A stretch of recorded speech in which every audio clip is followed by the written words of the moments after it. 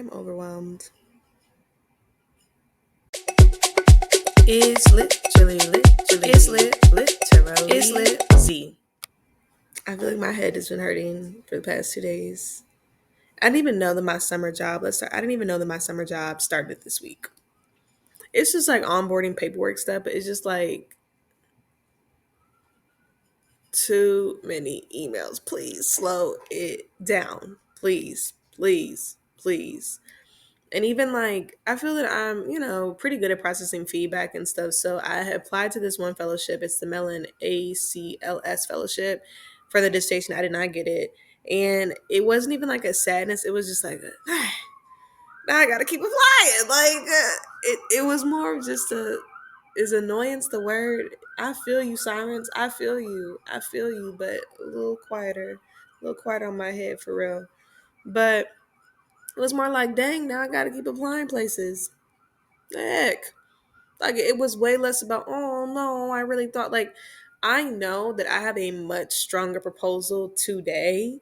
What is today? April 8th? Than I did November 14th or whenever it was due. I know that I know that I know that I know that my proposal is way better now than it was then. That's for sure. Like, if I send them the same proposal, if I sent them my new proposal, like in a new cycle, I'm sure I could get it. Like, not to my own horn, but I've really been working very hard on that proposal. Okay. So I have confidence in that. Like, it's more like, dang, now I'm still in this grind of applying for money because I don't want to ask people to do this research with me and not pay them. And I want to pay them so bad. I don't want the money for myself. I literally just want to pay them. And then, like I said, apparently my summer job starts this week. What's going on with that? Paperwork. They said 1 to 3 hours. Yeah, run me the money. Like, run me the money. Like, because y'all pushed into the spring, like, it's a summer job. This is the spring. Let me get to summer, please. And then I have a paper that's about to be published. Yay, yay, yay. But like, they sent us an email at almost midnight on Wednesday to have stuff done in 5 days, business days. I'm getting stuff together Monday because I just came from a conference. Like, I've been booked and busy. Like, y'all be coming back with these revisions out of nowhere. No one be expecting it. I can't just drop everything. But I'm getting myself together on Monday. The editor's emailing me talking about we put it to production. What that mean? So I just spun my wheels making revisions. I just spun my wheels, what's the word? Combing through this paper to make sure ain't nothing wrong with it. Cause y'all already done sent it away and I can't even make no changes. Why would you email me and say to please check for XYZ things and please make revisions to XYZ things in 5 days if you did not want me to do that?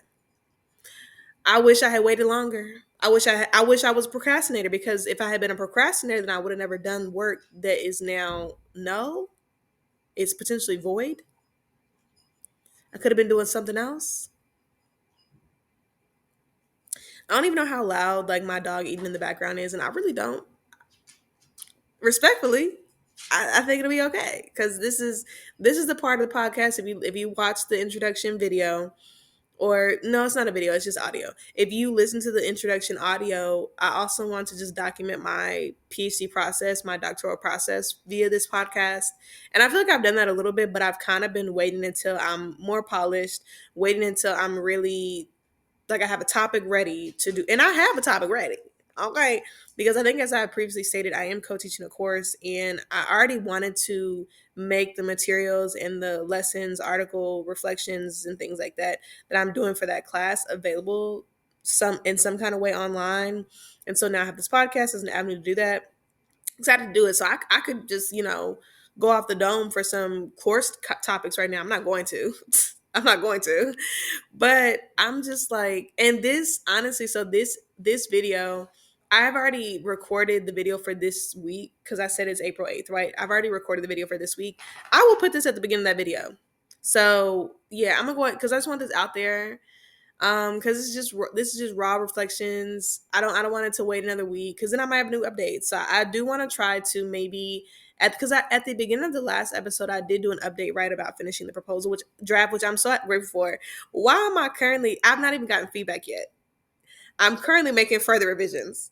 And it's because this really dope article I saw. So I got an email from the Research Focus on Black Education special interest group for the American Educational Research Association. I had to remember what SIG stood for. So SIG, the RFBE SIG of AERA, sent out a newsletter. And in that newsletter, they were featuring this piece by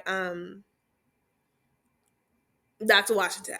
Her first name is not fully escaping me. I kind of can see it. I know it starts with the L, but I don't want to mess it up, and I also don't know if the recording's gonna stop. So hold on. Actually, we's gonna chance it. Okay, it's still going. Oh, I just restarted my computer, so all my tabs are down because it was literally open. I literally just restarted my. Okay, let's see real quick. It's not in this one, but restore that window and then go to this one.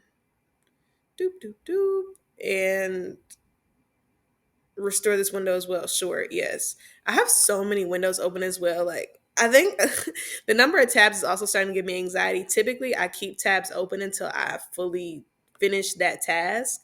But we might have to did that in the coming future because it's getting to be out of hand. Like, it's just too many things open. It took 5 tabs for me to even find the piece. Like that's too many tabs. It's getting out of hand. But anyway, the piece is called what even is this? I don't even know what is in front of my face right now. Some sort of I don't even girl computers they need to stop updating. So it's called What's Love Got to Do with It? I love it already.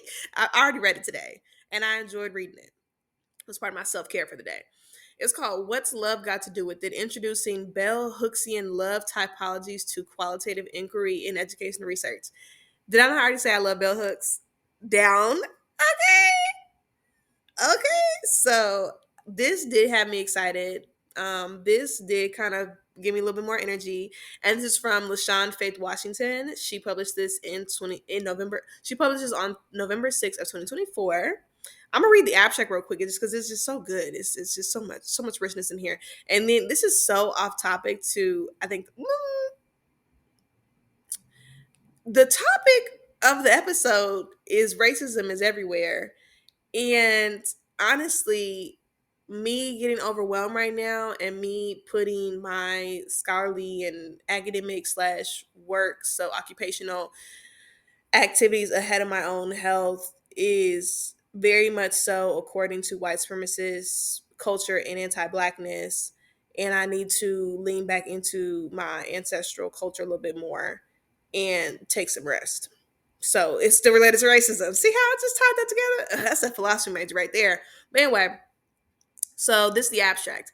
Many Black women scholars like Bell Hooks have been subjected to academic capitalist white supremacist patriarchal values that minimize and invalidate the epistemology, so the knowledge, study of knowledge, theories, methods, and knowledge production processes of Black women. Thus, as a means to move past antiquated theorization and knowledge production practices, I propose the pathway forward by introducing a Bell Hooksian approach to higher educational research that is based on 4 Hooksian love typologies: love is an active choice, revolutionary self love, familial, and romantic, rooted in the scholarship of Black feminist theorist Bell Hooks. This framework helps to better understand and research the multifaceted conceptualizations of love that can assist and better support Black women and women of color on college campuses and in the academy more generally. Lastly, asserting that notions of love is a central aspect of Black life, I made recommendations for researchers and practitioners on how to utilize a love centered Hooksian approach within qualitative inquiry. Loved it down. And it's just like, let me just do this one quote from Bell Hooks real quick that she started off with, and then I will leave you. Amazingly, despite how easy it would have been or would be for Black women to give up on love, given the adversity we have had to confront on these shores, many of us have held our hope in love because we believe in love's power to heal and renew, to reconcile and transform. And that's for Bell Hooks. This piece was definitely my rose for today thus far. It's definitely my rose for the day thus far. I'm just so, and I think I'm also very socially exhausted. So I am for sure an introvert, but I can give extrovert when I need to. You feel me? But I think I extroverted too hard this weekend. It was a conference. There were also a lot of undergrads there, and I love connecting with undergraduate students. I appreciate those who poured into me when I was an undergrad, and I mean, honestly, all levels of education, right? So I try to do my part as well. But I think because it was such a short conference, it was literally basically like a day and a half, a day and a third, like very short conference. So a lot was packed into one space. And this is me, I should have taken more breaks to like lower my to increase my social battery and lower my sense of overwhelm. Like even the very first night, I had just gotten off a plane, I was doing work, and I was like, okay, I don't want to miss the opening event. So I go there and like it's a room full of people. Well, it's all black women, so that's already great, number one. So it made it a little bit easier. But they're all chit chatting, they're all connecting. It's already an hour in, food is gone, drink is basically gone. And I just was like, so I need to like go up to tables to insert myself into people's ongoing conversations. Huh? It was just a little too much. And then, eventually I like warmed up and I was able to talk to folks and connect with folks, and it was great. The next day, the sessions stuff were great. It was amazing. I think I personally should have stepped out. Instead, I would just it's so rare to be in spaces like that, and in my program currently I'm the only black woman, and so I really enjoy being in space with other black people in general, and especially black women. And so I think I just wanted to soak up every second and every ounce of it, and I did not overindulge. I soaked up everything I needed. I did feel very refreshed and renewed, and the connections I made, um I'm really excited for. But for my like just social battery, I think it has definitely set my week back. Like I have a social debt right now. Okay. I maxed it out. I maxed out my social credit card. And now I'm paying the price. Luckily I don't really have many meetings this week, but even though I don't have a lot of face to face or computer to computer time with other people this week, I think just the email correspondence is still, I'm just kind of like, whoa, which is why I took a break, which is why I read that article and I enjoyed it very much so. And that is why I'm now taking that article and applying it into my dissertation. So, my dissertation, just a little bit about that again. I'm really taking up so much of the time in this episode. I hope y'all make it through to the information about the environmental injustice. I hope y'all make it there. I really do. But, yeah, just going a little bit more on my dissertation in general. So I already knew I want to take a critical, very black centered, black focused approach to the work. That's what I already knew from jump. And so I needed to find that in the literature, right? So initially I started with this critical phenomenology, which I found a lot of folks who are doing that work, black philosophers, a lot of folks championing Frantz Fanon's work as well, and then a whole lot of other scholars that help us to really embody the fullness of black life and culture in research. And so I don't even I can try to start naming, but I'm afraid I'm gonna like miss people. So let me save that for when I'm actually prepared to be naming people because I'm not right now. But I was basically calling it a critical, phenomenological, and humanizing approach. And humanizing is very general. It's very broad. Honestly, it's kind of like a just a catch-all term for I don't want you to feel like a participant that's being poked and prodded. That was the gist.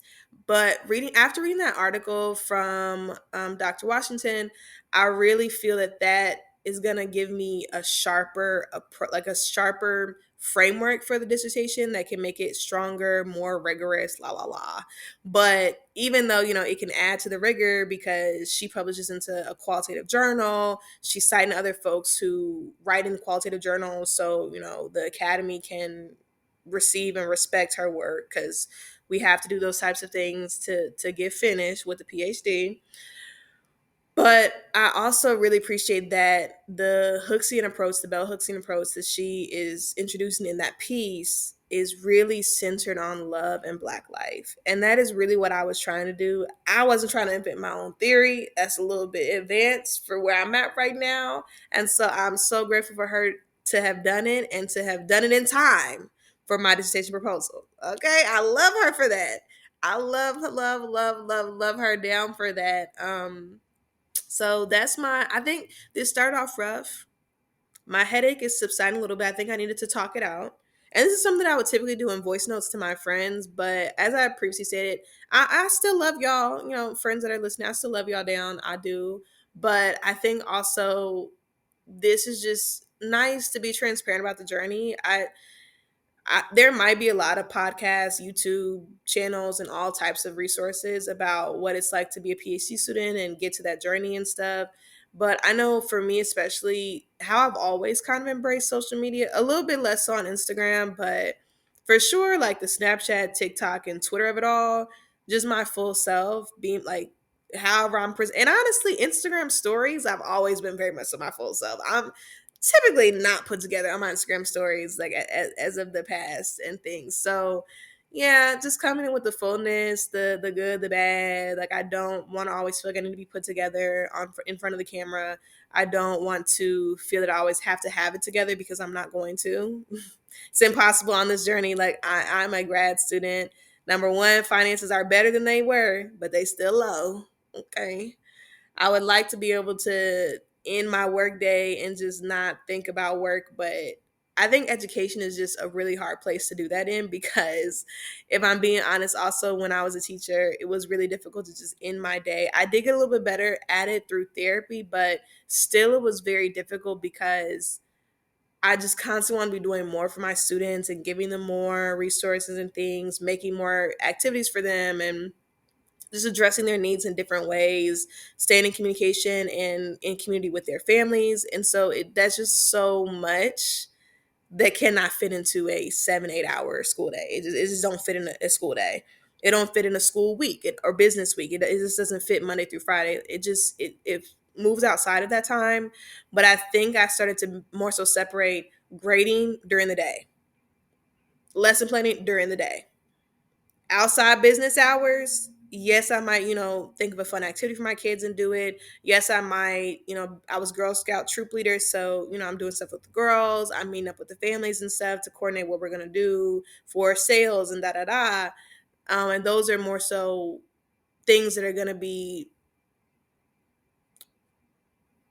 like good for my heart. Like it's gonna be more heart work than work, like on that laptop putting in grades and stuff. So like I just kind of separated that because I feel like at first they ran together. Like if I was at home already doing an activity or thinking about Girl Scouts, something like that, I'm like, well, this already works, so I might as well do this other work. I started to make them administrative type tasks only during the workday. So I think I need to find that balance within my doctoral journey as well. I mean, I'm already in year 3, but to be fair, year 1 and 2 were more structured because I was taking coursework. So with year 1 and 2, it there was already that structure and I already was able to kind of put those boundaries because the work was a bit more finite. And at this point, the work is very infinite. Like I just told you, like literally, I finished the draft last week, right? Finished the draft. I've not gotten feedback on the draft yet. So I don't have any impetus, any real reason to be doing revisions right now, other than I don't even say I'm a try hard, because I didn't search for this. It fell on my lap. But the title was too good. The abstract was too good. The piece was too good for me not to put it up in there. I just could not do it. So it like in that way, it's just always something I can do. It's just always something more to do. And it's always something more to do. And it's very hard to make boundaries. So I don't know when I'm gonna stop work for the day. I do feel like I need to stop work earlier than I typically would because it's no way. How have I already been talking for almost 20 minutes? That's wild. But it's just no way that I can get everything done that I want to get done today. Also my plate, like I have an actual literal plate drawn out in my living room area to just kind of keep track of what all I have to do. Also, if I look at my plate, it's not too bad. Like there's one thing on there I need to cross off. Um The other piece I can also crop. No, I haven't done that. When does that due? Okay, I got some time. The 15th. I got a week. Okay, so I didn't have to do that, but I have time. Okay, that part I did. Okay, okay. I mean, honestly, the plate is not bad. I might need to look at my email because then again, like I said, uh, I didn't know that the summer job started this week. It is April. It's not summer. It's it. Apple literally said it felt like under freezing. I'm not gonna get too specific, but it felt under 32 degrees this morning, and probably right now. I just don't want to get to line, but probably right now too. I'm just not gonna check. Below freezing, 32 Fahrenheit. It's not summer. Why are y'all pressing me? Please, please, please. But nevertheless, I love that work as well. I enjoy facilitating for teachers as well. And I think it kind of keeps me close to the classroom because the co-teaching I'm doing at the university level, these are not, some might still be teaching in the classroom, but some might never have taught because we also have masters in counseling. So they might be actually school counselors or counselors in other ways and shapes and forms versus a classroom teacher. So versus my summer job, it's for sure classroom teachers. And I enjoy imparting my wisdoms from the classroom, resources, and just different things like that. So I'm excited for the job. It just, and I've done it. This is not my third or fourth year, so I've done it plenty of times as well. It's not going to take, nothing about what they said is difficult or hard. It just was like I just felt email overload. I feel better now. Thank you for listening. I will get out of the way so the real episode can start. Y'all didn't even hear the jingle yet. You're probably like, dang, you let to get wet first. I know. I'm sorry. I'm sorry. The jingle's going to start in a second. Thank you for listening. And I will catch y'all later on another like doctoral update. I don't think I have another one within the actual episode that I already recorded, but I'll try to make sure I do these at least once a week because I need it. It's good for me. Okay. It's still me, hey. So I changed my mind because the other video was so long. And then I looked back for the video for this week and saw how long that one was. I was just like, why don't we just make this a bonus episode? That's an option on there. So I'm going to just make this a bonus episode. If I can put a point 0.5, it would be like it'll be season 1, episode 5.5. I don't know if I can actually do that. So we might just still call it 6, whatever the case. But I'm going to go ahead and post this one. I don't think I'm going to do promotional stuff for it because why am I gonna promote my overwhelm and my pain? But maybe I will. We'll see. I have no problem putting it on my socials. It's more so, will I take the time to edit it out to then put onto the socials? That might be asking a lot. Will I still post it and make it available on my Spotify and my YouTube? Yes. But adding to my socials as well on top of the other one sounds like a lot for Elmo and sounds like more than I can do this week because I already said I'm overwhelmed. And honestly, and honestly, and honestly, maybe this is going to be my little break week and I'm going to give you this. And the episode I was kind of hinting at in the last one and in this one might be for next week.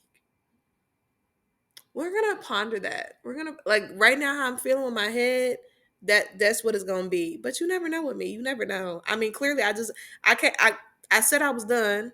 I said peace, now you're gonna hear the music. And then I said, whoa, that was almost 30 minutes of talking. Girl, no, this is one all on its own. It's all on its own. I mean, if I had some promo material, if I had some commercial money, some ad money, then plus some commercials, it would have been a whole episode on cable, 30 minutes. So yeah, that makes more sense. I think that's it for my updates. I will go ahead. I just want to, because I'm already making this more of a dissertation review type thing, I'm gonna go ahead and speak over the folks that I was like hinting at already as far as people who really influence my work and things like that. So it's toward my methods section. Let me go ahead and scroll on down to my methods section. Here's my overview, my methodological. What is this? Go away. How do I get this to remove? There's this thing that is just showing and I cannot get it off. And Oh my goodness. Technology, please. I'm about to restart this computer again. But anyway, so it's a lot of scholars on the list. So one, I have Dr. Walter Rodney, who had a practice of groundings, which guided like collaborative, community-centered work. And then I also have Frantz Fanon, who I already think I mentioned a little bit because a lot of folks who are doing critical phenomenological work really highlight Frantz Fanon's work. There's also Biko Mandela Gray, who does phenomenology as well. He's a Black philosopher, and so he has a book called Phenomenology of Black Spirit with his homeboy Johnson. But Johnson is white, so that's why I didn't include him as like as far as like Black scholars. If I'm saying Black scholars, like you know what I'm saying, you know what I'm saying. Okay. Then I also have Denise Taliaferro, Basili. I've not tried to ever say that before, and I should have just like looked it up before. But this is all impromptu. I'm so sorry. I don't mean to disrespect anybody. This has been a long week for Elmo. Like this has been a lot for Elmo. Please, please. I'm so sorry. But yes, Basil. It's gonna be. I'm gonna just type it out in the thingy. I'm so sorry. LaShawn Faith Washington, who I think I'd already mentioned with I already mentioned that. With the Hooksian approach, Kamia Davis, who I really need to. So my homie and he listen. Thank you so much for listening to the podcast, Fred. But said he was going to connect me with Kamia Davis. So she's also on this list as far as critical poetic inquiry. Angel Jones, who also did some critical poetic inquiry. And I also just love her Instagram down. I follow Dr. Jones on Instagram. I love her posts. So there's so many reasons why she's on my list as far as within my, because I'm reading out of my dissertation proposal, keep in mind. And also Stephanie Tolliver, who I mentioned I think at least loosely in the episode where I was honoring Black women scholars, but I didn't do like a full thing with her because again, it was just these. I think literally every single person I just mentioned was not in that episode because the list is so long. So, but Dr. Tolliver, it was definitely in Dark and Story Work that put her in this list, and then so those are the main ones on there. And obviously, with it being a Hooksian approach, bell hooks is also another one as well. So, that's a little bit more about my research. I will give a fuller update as I like kind of iron out this new edition. Because again, I don't want to just dry replace every mention of humanizing with Hooksian because I don't think that's correct either.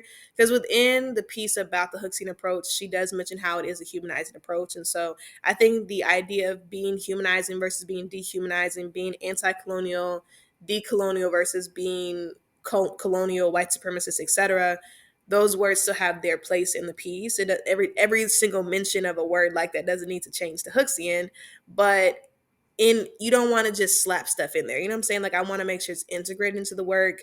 It doesn't look like an afterthought. It looks like something that actually is guiding the work because nothing is an afterthought right now. I have not made no poster to recruit nobody. I don't have funds to even pay nobody in order to be able to recruit nobody. This is all forethought. This is all forethought. And this paper was just published recently, and by the time it was published, I feel like I'd already done a lot of I had because even all the critical phenomenology stuff, that stuff made it into the proposal I submitted in the fall, which was around the start of November, I think. And so even for that stuff, I feel that if I had been still looking for things like that, after November 6th, then I would have probably came across her piece and her piece would have been more embedded and been with me since November. But, I'm just now kind of in a space of revising and getting feedback. And so in the last couple rounds of feedback, I've expanded some things a lot again from November. But in this case, I was not looking for nothing. I don't need nothing else on my plate. I was not looking for no new task. I was not looking for anything else, anything new to do. This just happened upon me. But again, it was good. I enjoyed reading it. I'm excited to have it in the piece. I'm excited to actually use it as I work through the project and iron out all the details of the project. I'm also excited to share more details about the project with you all. I don't think it has to be super secret squirrel because once I do my proposal, I would then be trying to submit an IRB, so submit paperwork with the institutional review board to show that my stuff is ethical. I ain't gonna harm nobody. Hopefully, I have that money, and so that I can show I'm gonna pay the people. I'm gonna compensate them for their time. And then from there, I mean, like literally having posters. I mean, within the IRB application, you have to show them your promotional materials and stuff like that. So I'll be making a poster that's basically giving a loose explanation of what the project is to try to get people to come in and do it.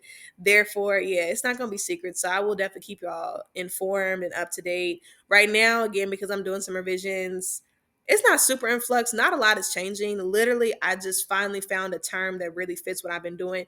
And it's so serendipitous because did I not just the first Black woman scholar I named in that episode about Black women scholars was Bell Hooks. And like I told you, I already knew a lot about Bell Hooks. I have written on her for class and stuff. So I did not go and look up more new stuff about Bell Hooks because sadly she, is gone too soon.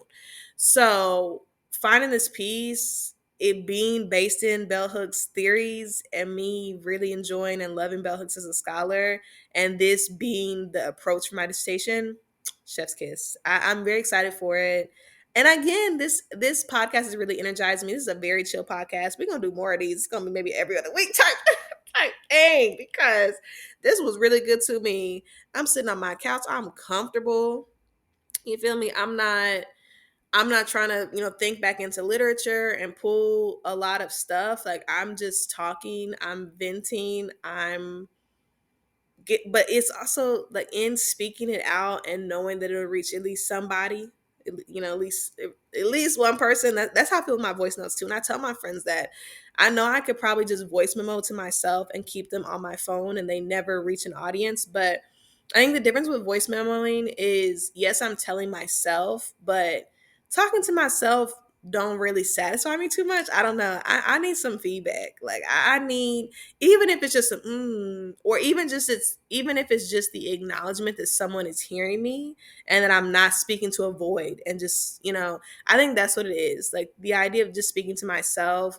I can, psychoanalyze and therapize myself and others pretty well, but it's something about having that external human connection, like that another person, which is also why I just, when people are like, oh, it's just human nature to be in competition and to like kill each other and take from each other and capitalism, like I don't think so. I mean, we are such, we literally infants, they cannot survive on their own. Other animals just in the animal kingdom and whatnot, they're babies, after a little bit of time they can walk, they can get yeah, maybe they won't survive, you know what I'm saying? I'm not gonna say they can just do everything, okay, but a human infant can't do nothing. A human infant can't really do nothing until they get to like almost a full rotation of the sun, around the sun. That's too long. You already been eaten. You already done for. Like we are not independent beings. We are not independent animals. We need each other. We literally, what that song say? I need you. Come on. You need me. Yes. We're all a part. Come on, y'all know the gospel. So anyway, I just say that to say we really do need each other. We need people, and even though sometimes I can get in, and I feel like I've been in this mood today and a little bit of yesterday as well. And it's really just, again, my social media is so low, and I need people, but I can push people away when I'm not the most open and jovial person.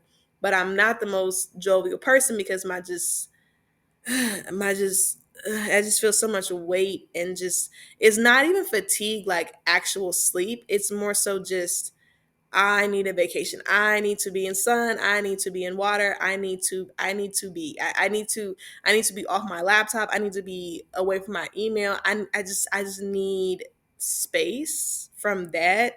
Not necessarily space from like people. Not necessarily, vegging out and sleeping all day, stuff like that. I feel like that's what gets you into depression. I ain't trying to be there. And don't, for the people watching visually, don't take my appearance. Okay, I just washed my hair on today. Okay, I'm fresh. Okay, okay. This is worn out because it's worn out, but I'm clean. I'm clean and fresh. So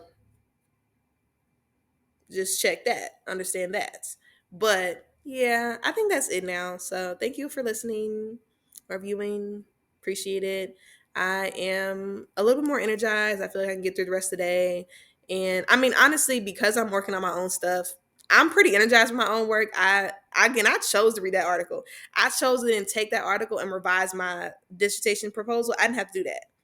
I didn't have to go that hard, but I just really wanted to, and it's something I wanted to do. And it's easier to do stuff when you want to do it. So, yeah, I'm excited for it.